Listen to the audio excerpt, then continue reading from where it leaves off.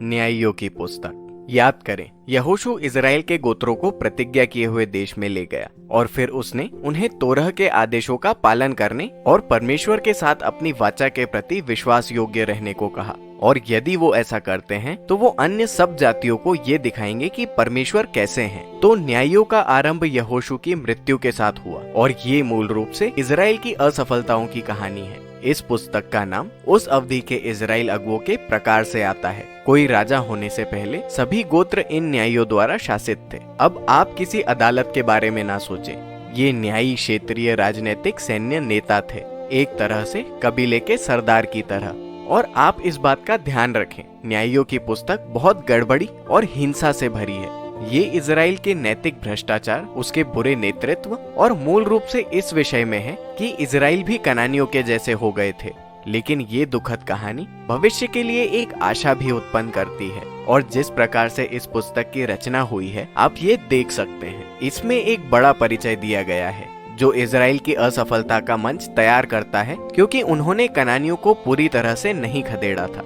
फिर पुस्तक के बड़े और मुख्य भाग में इजराइल के न्यायियों के बढ़ते भ्रष्टाचार के विषय में कहानियां हैं और क्रमागत यहाँ दिखाई देता है कि इजराइल के अगुए कैसे बहुत अच्छे से ठीक और फिर खराब से बहुत खराब होते गए। समापन भाग वास्तव में परेशान करने वाला है और ये पूरी तरह से इजराइल के लोगों के भ्रष्ट आचरण को दिखाता है। तो आइए गहराई में जाएं और प्रत्येक भाग में से हम थोड़ा और खोजते हैं। प्रारंभिक भाग प्रतिज्ञा किए हुए देश में इजराइल के गोत्रों की क्षेत्र सीमाओं के साथ शुरू होता है। और जबकि यहोशू ने कुछ प्रमुख कनानी शहरों को हराया था, फिर भी बहुत सी भूमि बच गई थी और उन इलाकों में बहुत से कनानी लोग थे। और इसलिए अध्याय 1 कनानी समूहों और नगरों की एक लंबी सूची देता है जिन्हें इजरायली अपने देश से भगाने में असफल रहे थे। अब याद करें, कनानियों को भगाने का उद्देश्य उनके नैतिक भ्रष्टाचार से और बच्चों की बलि देकर देवताओं की पूजा करने के उनके तरीकों से बचना था। परमेश्वर ने इजराइल को पवित्र लोग बनने के लिए बुलाया था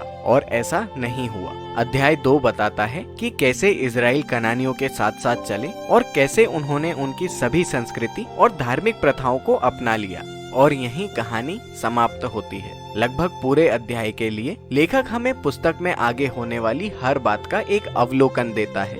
लेखक के अनुसार इजराइल के इतिहास का ये भाग पतन की ओर घूमने वाला चक्र है। तो इजराइल कनानियों की तरह बन गया और वो परमेश्वर के खिलाफ पाप करेंगे। अतः परमेश्वर ये होने देगा कि कनानी उन्हें पराजित करे और उन पर अत्याचार करे, और तब इजरायली अपनी गलतियों को देखकर पश्चाताप करें। तो परमेश्वर इजराइल के बीच से एक छुड़ाने वाले, एक न्यायी को खड़ा करेंगे जो शत्रु को पराजित करके शांति का युग स्थापित करेगा। लेकिन उसके बाद इजराइल फिर से पाप करेगा और ये सिलसिला दोबारा शुरू हो जाएगा। पुस्तक के अगले मुख्य भाग के लिए ये चक्र साहित्यिक रचना और प्रवाह प्रदान करता है। ये उन 6 मुख्य न्यायियों के संदर्भ में बार बार दोहराया जाता है जिनकी कहानियां इसमें बताई गई है। अब पहले 3 न्यायियों ओत्निएल, एहुद और दबोरा की कहानियां रोमांचकारी महाकाव्य है और साथ ही ये हिंसा से भरी कहानियां भी हैं। या तो स्वयं न्यायी ने या उन लोगों ने जिन्होंने न्यायी की सहायता की, अपने दुश्मनों को पराजित करके इजराइल के लोगों को छुड़ाया।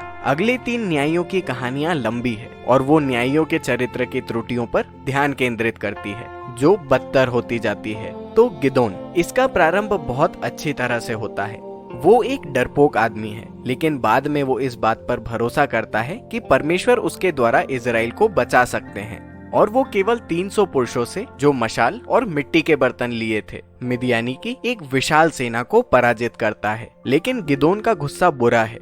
वो युद्ध में उसकी मदद नहीं करने पर अपने संगी इजराइलियों के एक समूह को मार डालता है और फिर यहाँ से ये सब पतन की ओर जाता है। वो उस युद्ध में जीते गए सोने से एक मूर्ति बनाता है और फिर जब वो मर जाता है तो सभी इजरायली मूर्ति को परमेश्वर के रूप में पूजा करने लगते हैं और पतन का चक्र फिर से शुरू हो जाता है। अगला मुख्य न्यायिक यिप्तह है, जो पहाड़ियों में रहने वाले माफिया ठग की तरह है। और जब इजराइल की स्थिति वास्तव में खराब हो जाती है तो धर्मवृद्ध उसके पास आकर मदद के लिए गिड़गिड़ाते हैं। यिप्तह एक बहुत प्रभावशाली अगुआ था। उसने अम्मोनियों के विरुद्ध बहुत सी लड़ाइयां जीती थी, लेकिन वो इजराइल के परमेश्वर से इतना अपरिचित था कि वो उनके साथ कनानी ईश्वर की तरह व्यवहार करता था। वो वादा करता है कि अगर वो युद्ध जीतता है तो वो अपनी बेटी को बलि चढ़ा देगा। ये दुखद कहानी ये दर्शाती है कि इजराइल कितना अधिक गिर चुका था।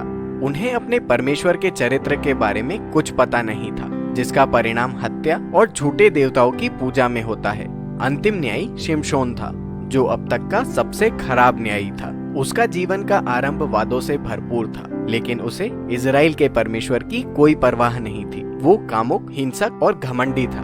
उसने पलिश्तियों पर जरूर बड़ी और निर्णायक जीत हासिल की, पर अपनी पवित्रता के बदले, और उसका जीवन सामूहिक हत्या के साथ समाप्त हो जाता है। अब यहाँ एक छोटी सी टिप्पणी है। पुस्तक के मुख्य खंड में आप एक विषय को बार बार दोहराया हुआ पाएंगे, ये कि महत्वपूर्ण क्षणों में परमेश्वर का आत्मा इन न्यायियों को छुटकारे के बड़े कार्यों को पूरा करने के लिए बलवंत करता है। अब ये तथ्य कि परमेश्वर वास्तव में इन अयोग्य लोगों का उपयोग करते हैं, तो इसका ये मतलब नहीं है कि वो उनके सभी निर्णय का समर्थन करते हैं। परमेश्वर सर्वप्रथम अपने लोगों को बचाने के लिए वचनबद्ध है, लेकिन उसके पास यही भ्रष्ट अगुए हैं और इसलिए वो उनके साथ काम करते हैं। इस पूरे खंड की रचना ये दिखाने के लिए की गई है कि स्थिति कितनी बुरी हो चुकी है। अब आप इजराइलियों और कनानियों को अलग अलग भी नहीं बता सकते, और ये तो सिर्फ अगुए हैं।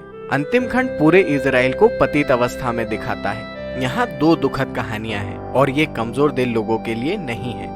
इन्हें इस महत्वपूर्ण वाक्य में बताया गया है, जो पुस्तक के अंत में 4 बार दोहराया गया है।